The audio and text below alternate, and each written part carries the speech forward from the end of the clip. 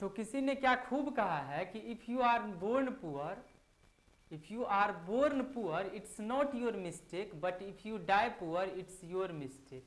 अगर आप गरीब पैदा हुए हैं तो ये आपकी गलती नहीं है, लेकिन अगर आप गरीब मर जाते हैं तो ये आपकी गलती। So hello everyone, how are you? I hope you all are doing well. तो आज हम लोग पढ़ने वाले हैं पास्ट परफेक्ट टेंस। पिछले क्लास में हम लोगों ने पढ़ा था past indefinite tense, past continuous tense. तो आज जो हम लोग पढ़ने वाले हैं पास्ट परफेक्ट टेंस।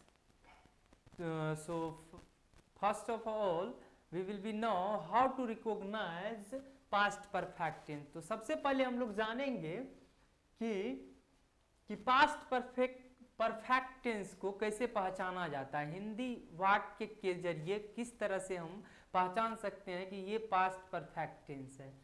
तो पहचानने का जो नियम होता है देख लेते हैं। सबसे पहले तो हिंदी वाक्य में मुख्य क्रिया के साथ चुका था, चुकी थी, चुके थे। तो आप लोगों को याद होगा तो हम लोगों ने पढ़ा था प्रेजेंट कंटिन्यूअस टेंस, जिसमें था चुका है, चुके हैं, चुकी है। तो इसमें था आ रहा है, चुका था, चुकी थी और चुके थे, ये लगा रहता है। तो हम उसे पास्ट परफेक्ट टेंस समझते हैं, पास्ट परफेक्ट टेंस के सेंटेंस समझते हैं। तो सबसे पहले एग्जाम्पल से हम लोग देख सकते हैं, जैसे कि वह अंदर आ चुकी थी, रोहन दरवाजा खोल चुका था, इस प्रकार मैं अंग्रेजी पढ़ा चुका था, हम दोनों मिल चुके थे।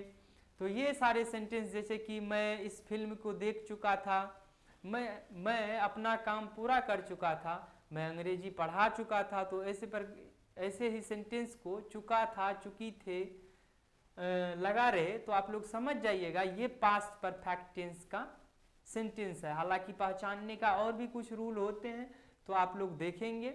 सेंटेंस सबसे पहले बनाने का जो रूल होता है, रूल ऑफ फॉर्मेशन। तो सबसे पहले हम लोग पढ़ते हैं अफर्मेटिव सेंटेंस। आप लोगों को पता होगा कि सबसे पहले हम लोग पढ़ते हैं अफर्मेटिव सेंटेंस, जिसका मतलब तो सकारात्मक वाक्य होता है। उसके बाद निगेटिव पढ़ते हैं। तो अफर्मेटिव का जो फॉर्मूला होता है क्या होता है, तो आप लोगों को अगर जब आप सब प्रेजेंट परफेक्ट टेंस पढ़ चुके होंगे तो पता होगा कि यहाँ पर जो है एक्जुअली वर्ब के रूप में क्या आता है, हैज और हैव आता है। प्रेजेंट परफेक्ट टेंस में एक्जुअली वर्ब के रूप में हैज और हैव आता है, जबकि पास्ट परफेक्ट टेंस में वो हैज हैव जो है किस में कन्वर्ट हो जाता है, हैड में कन्वर्ट हो जाता है, चेंज हो जाता है। वहां पर भी V3 आता था प्रेजेंट परफेक्ट टेंस में, और पास्ट परफेक्ट टेंस में भी V3 ही तो आएंगे। जैसा कि फॉर्मूला क्या हो जाएगा, subject plus had plus V3 plus object, ये अफर्मेटिव सकारात्मक वाक्य का फॉर्मूला होगा। तो हम लोग एग्जाम्पल बनाएंगे। V3 आप लोगों को याद होगी तो एग्जाम्पल जरूर बनेगा।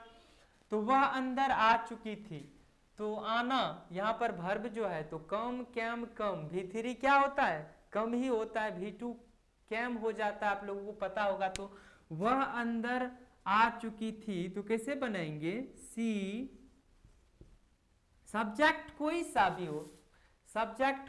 भी हो, वर्ब का जो यहाँ पर ये जो एक्जुअली वर्ब आने वाला है सबके साथ हैड ही आएंगे। तो आप लोग याद रखेंगे, सी हैड कम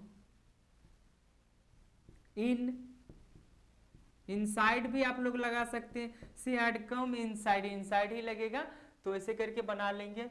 जैसे रोहन दरवाजा खोल चुका था, तो इसको कैसे आप लोग बनाएंगे, तो बनाते हैं हम, रोहन दरवाजा खोल चुका था, तो बनाएंगे यहाँ ही, चलिए बना देते हैं,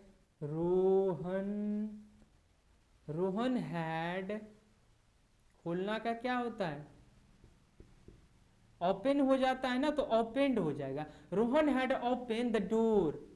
क्या आई थिंक आप लोगों को समझ में आ रहा होगा।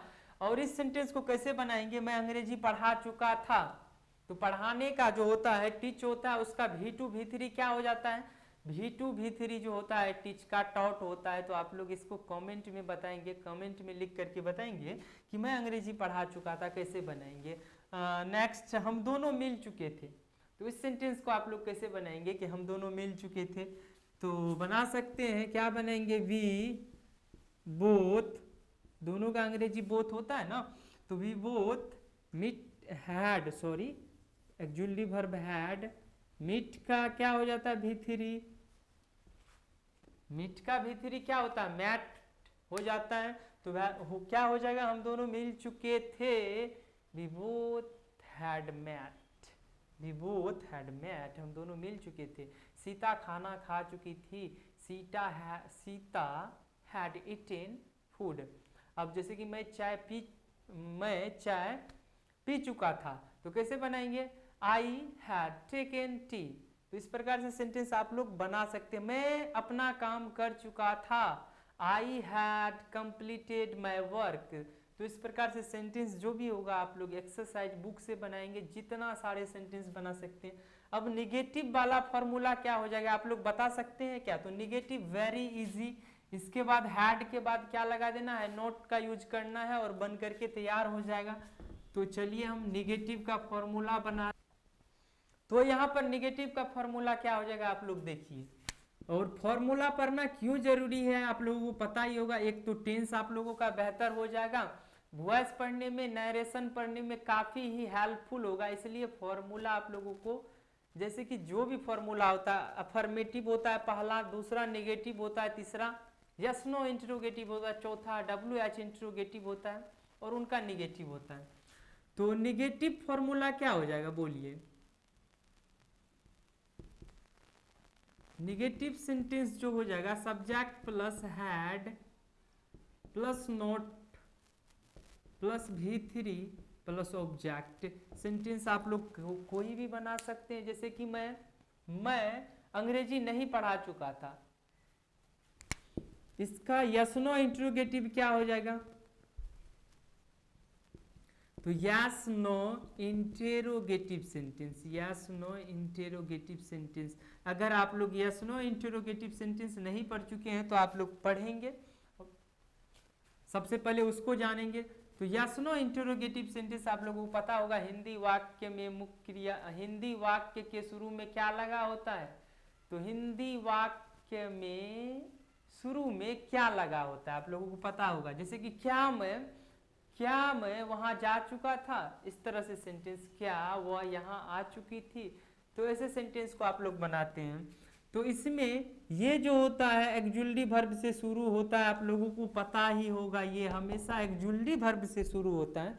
तो एक्जुअली वर्ब क्या है? यहाँ हैड ही तो है, और ये तो उल्टा हो जाता है यस नो में, had plus subject V3 plus object प्रश्नवाचक चिन्ह। अगर इसका निगेटिव बनाना हो, किसका निगेटिव बनाना हो?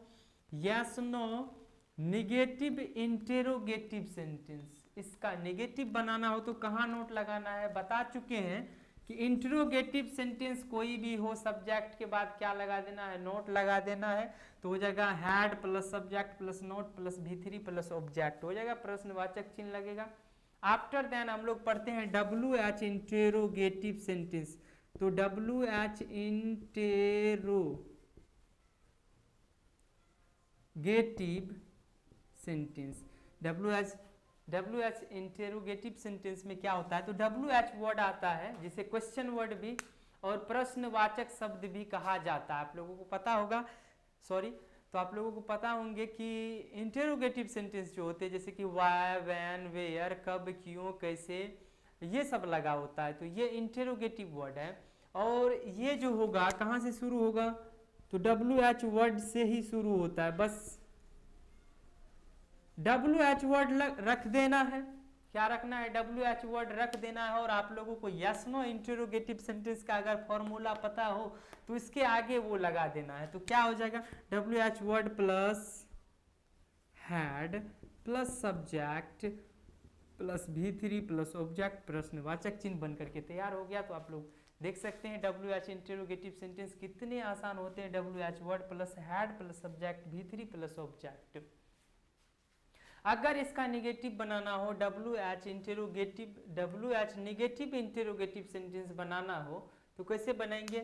यहाँ पर बस सब्जेक्ट के बाद आप लोगों को क्या लगा देना है? नोट लगा देना है और बना लेना है। तो क्या बन जाएगा, WH word plus had plus subject plus note plus V3 plus object, ऐसे करके बन करके तैयार हो जाएगा।